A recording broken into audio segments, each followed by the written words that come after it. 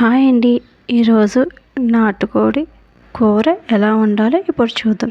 ఇక్కడ నేను 3/4 కేజీ నాటుకోడి చికెన్ తీసుకొని నీట్గా వాష్ చేసుకున్నాను. ఆనియన్స్, పచ్చిమిర్చి, 2 చిన్న సైజు టమాటాని తీసుకొని ఈ విధంగా అన్నీ కూడా కట్ చేసుకోవాలి. ఇప్పుడు స్టవ్ ఆన్ చేసుకొని ఆయిల్ వేసుకొని ఆయిల్ హీట్ ఎక్కిన తర్వాత మనం సన్నగా కట్ చేసుకున్న ఆనియన్స్ని ఇందులో వేసుకొని వేగించుకోవాలి.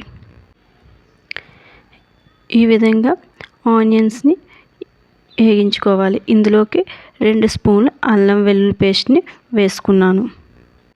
అల్లం వెల్లుల్లి పేస్ట్ పచ్చివాసన పోయేంత వరకు వేగించుకోవాలి. ఇక్కడ మనం నీట్గా వాష్ చేసి పెట్టుకున్న చికెన్ని ఇందులో వేసుకోవాలి. చికెన్ మొత్తం వేసుకున్న తర్వాత ఈ విధంగా కలుపుకోవాలి. మనం కట్ చేసి పెట్టుకున్న పచ్చిమిర్చిని ఇందులో వేసుకోవాలి. ఇలా వేసుకున్న తర్వాత కాసేపు చికెన్ని బాగా మగ్గనివ్వాలి. చికెన్ ఈ విధంగా మగ్గిన తర్వాత చికెన్ తొందరగా ఉడకడానికి ఇక్కడ నేను కొన్ని కొబ్బరి ముక్కలు వేసుకున్నాను. ఈ విధంగా వేసుకోవడం వల్ల చికెన్ అనేది తొందరగా ఉడుకుతుంది. మనం కట్ చేసి పెట్టుకున్న టమాటా కూడా ఇందులో వేసుకోవాలి. కొంచెం అటు ఇటు కలుపుకొని దీన్ని కాసేపు ఉడకనిద్దాం. ఇలా ఉడికిన తర్వాత ఇందులోకి 3 స్పూన్స్ కారం వేసుకున్నాను. 2 స్పూన్స్ మసాలాను కూడా వేసుకున్నాను. ఇందులోకి సరిపడినంత ఉప్పుని వేసుకోవాలి. ఇక్కడ నేను కల్లుప్పుని వేసుకున్నాను.